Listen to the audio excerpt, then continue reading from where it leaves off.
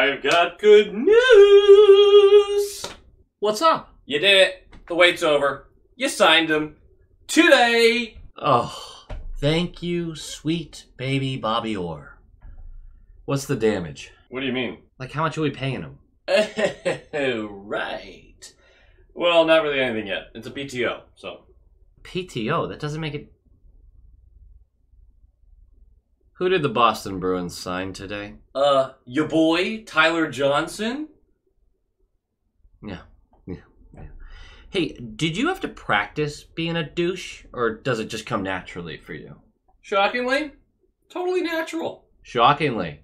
Yeah. Well, Swayman might still be unsigned, but so is Jarvis, and you need him just like we need Sway. Good point. You got me. But wait.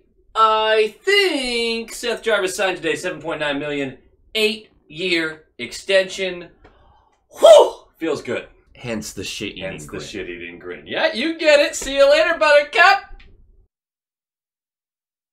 Low-quality fans of a high-quality Bruins team.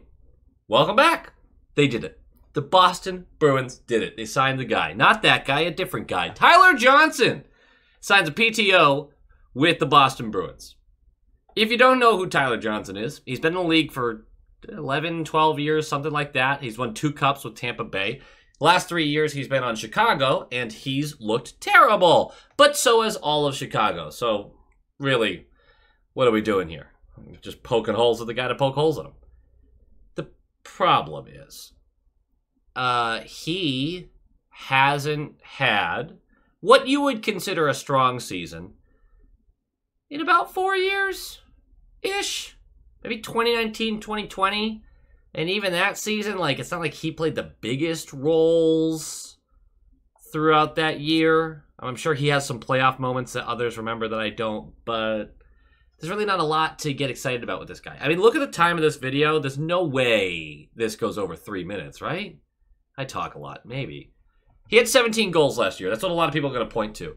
And he averaged about 15 minutes on the ice, a little over 15 minutes on the ice. 70 goals, he's shooting 15% on the year, over 15%. That's not going to repeat. That's not going to repeat.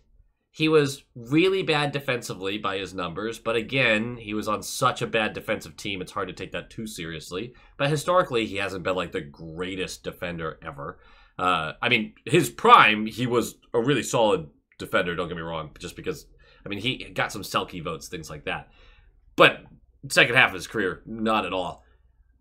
Offensively, 17 goals, but when it comes to hanging onto the puck in the offensive zone, when it comes to winning board battles, forechecking pressure, he's lost a step. We're going to go with lost a step. Lost a step. He is, at this stage in his career, truly a depth centerman who, depending on the year, doesn't have a great face-off record. Some years he does. 2 years ago, almost 52%, I believe.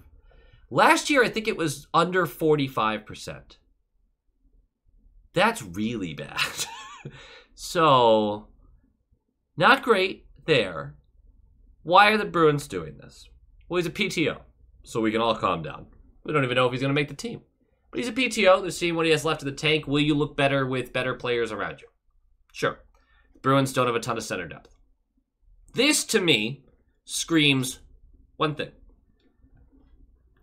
Patra might start the year in Providence. And look, we've talked about this, and I've flip-flopped back and forth about it over and over and over again, because God forbid I take a stance on anything in my life.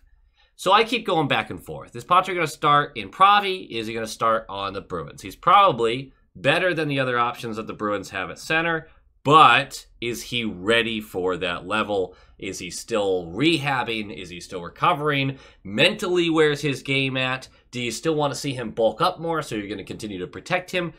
Yada, yada, yada, yada. All that good stuff. This is a guy being brought in on a PTO.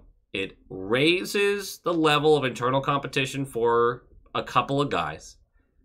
And it gives you a backup plan if Patra's not ready at 3C. Is it a great backup plan? No. No, it is not. But it is a backup plan all the same. I don't predict Tyler Johnson making the team in a way where he would start game 1 of the season. I could see him getting a 1-year deal if he looks good enough, obviously, and kind of being a 13th forward, maybe being in the AHL for a little while, I could see that. I really have a hard time, unless Patra is truly, truly not ready, I do have a hard time seeing him start at 3C. Also because it's not like it's only Patra that's available for that role. We signed a smattering of depth pieces through the offseason. I don't think this is by any means a cakewalk for Johnson.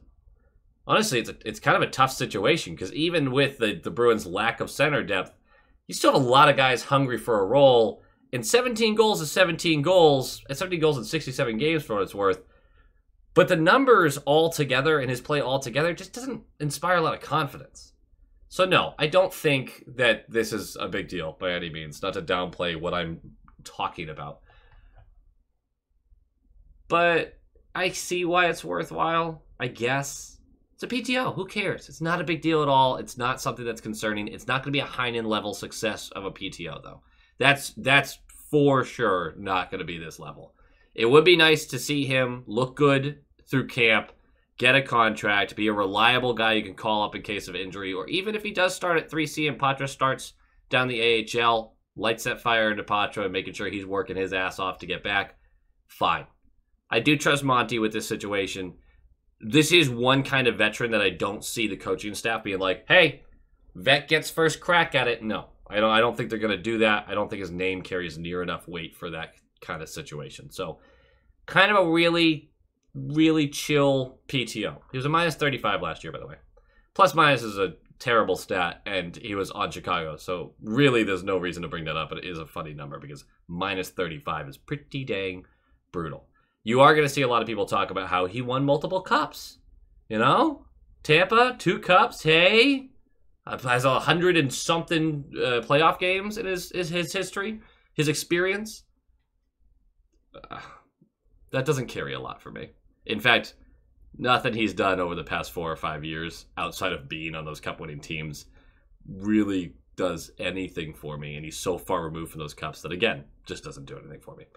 Either way, it does feel like hockey's just around the corner.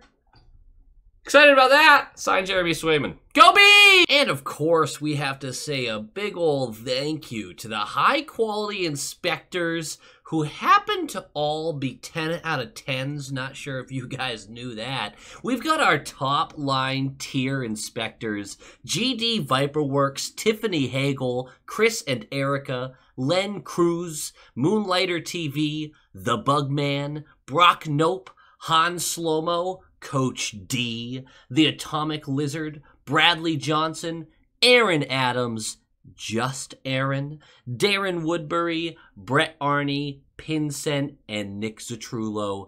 Absolute studs. 10 out of 10. I'm not kidding. Every single one of them.